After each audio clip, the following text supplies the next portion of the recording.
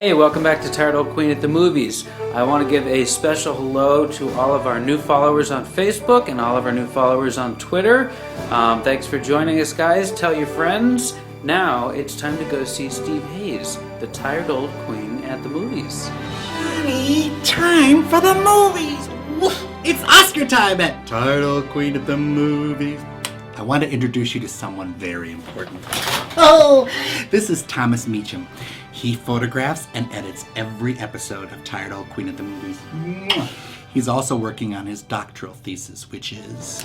Liber Apologeticus de Omni Statu Humanae Naturae. Ah, cute. Knows all those languages, can't say no in any of them. Anyway, he needs a little bit more time to work on his thesis, so from now on, we're going to be releasing episodes of TOQ every other week until he finishes writing it. In the meantime, this Oscar is yours, honey. Beat it.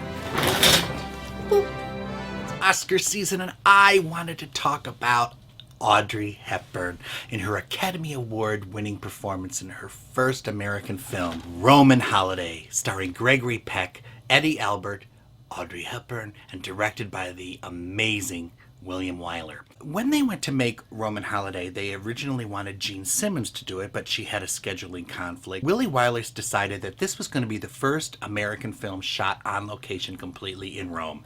And Paramount said, well, that's fine, but we're going to make you shoot it in black and white. And Wyler said, well, that's okay, because then they'll be watching the actors and not the scenery. And he said, well, then we're going to make you have an unknown as the princess. They started auditioning actresses, and Audrey Hepburn came in, and she did this audition, and when it was over with, they kept the camera running, and she just was Audrey Hepburn. She had this little interesting voice and this gorgeous little face and this wonderful way of talking. And did you know there are people who sleep with absolutely nothing on at all?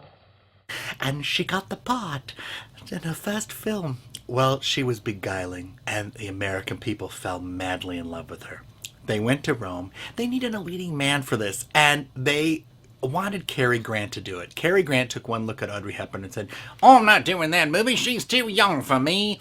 Well, about this time, Gregory Peck had done nothing but really serious, heavy dramas. Spellbound, Keys of the Kingdom, 12 O'Clock High, The Gunfighter.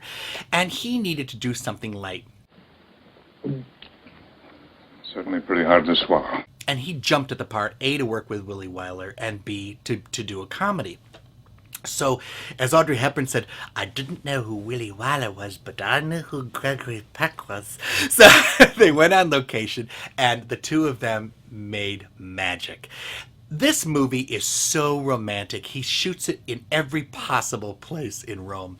Essentially, it's about a princess who comes to Rome on a tour for her country to do a diplomatic tour, and she's so tired. She's a teenager. She wants to get out. She wants to live. She sneaks out of her place, and she starts running around Rome. Well, in the course of this, she runs into a reporter, Gregory Peck, who's looking for a story, and his sidekick, Eddie Albert, and they recognize who she is. They pretend that they don't know who she is, and they proceed to take pictures without her knowing it of her running all around and just being a teenager in Rome. Basically, that's the plot, and it's just sublime. And of course, the two fall in love with each other. There's a famous scene where they go to the Mouth of Truth, which is this statue in the wall with its gaping mouth open. The Mouth of Truth. The legend is that if you're given to lying, you put your hand in there, it'll be bitten off. Gregory Peck went over to Willie Wyler and he said, keep the camera running, I'm going to try something. And he had seen this vaudeville trick years ago, so he said to Audrey Hepburn, put your hand in. And she said, no, you go first. So he put his hand in, and he screams, and he screams like it's dead. He pulls his hand, and his hand is gone, and she completely freaked out. Hello. And it was all ad-libbed, and it was absolutely charming. That's one of the things you remember most about this movie.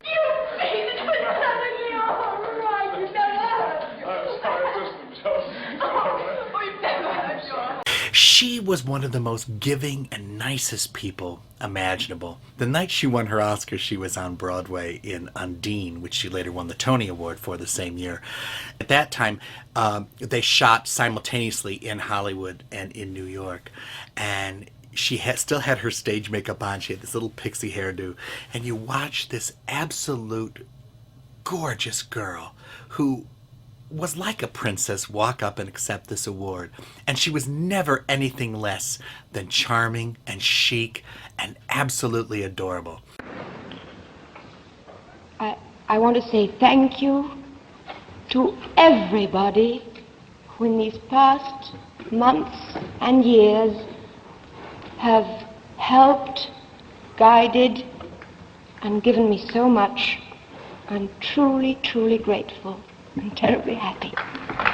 It was up for Best Picture, Best Director, Best Everything. It was the hit of the year. And so for the Academy Awards, a princess of a movie from the tired old queen, Audrey Hepburn, Gregory Peck, Eddie Albert, in Willie Wyler's classic comedy, Roman Holiday.